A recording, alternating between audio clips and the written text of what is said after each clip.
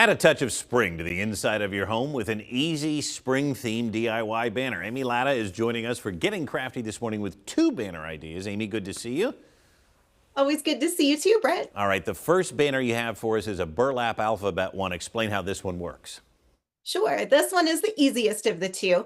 All it requires is a little bit of tracing, cutting, and ironing.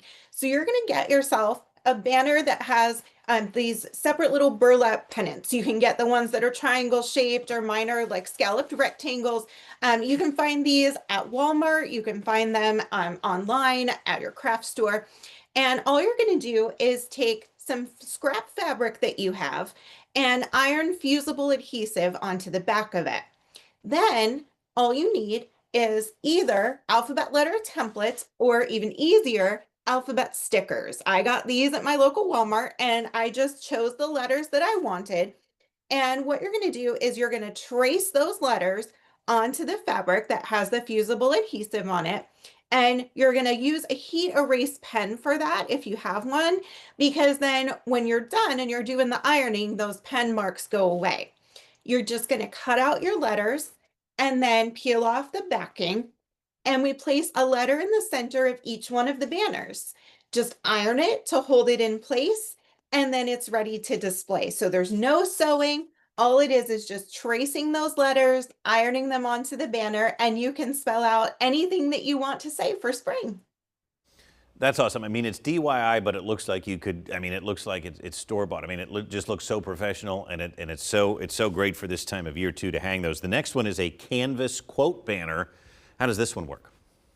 So this is using the same basic steps. We're just adding in a phrase or a quote that we're going to hand letter. You know, hand lettering is my specialty. I love that, adding that into something. So if that's something you want to try, you might want to try this kind of banner. So here we're using just a blank canvas banner that's all one piece.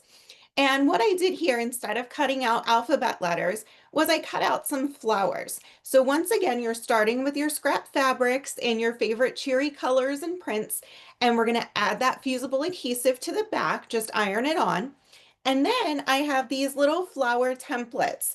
And again, you could use stickers, you could print something off the computer and use that as a pattern. You can freehand it, but we're just getting those little flower shapes and leaf shapes. And I cut out a bunch of different ones.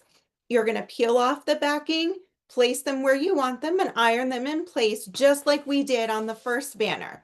Then I'm going to take that heat erase pen and position where I want my phrase to go. So I chose "The earth laughs in flowers." I think that's a great quote for spring. So I just kind of put the position for the words on there with my heat erase pen.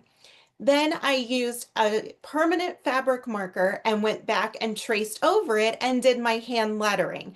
We've talked about the faux calligraphy on here before. It's on my website. You can get all the details for how to do it, as well as in my books. But you just trace over those letters and make the downstrokes a little bit thicker.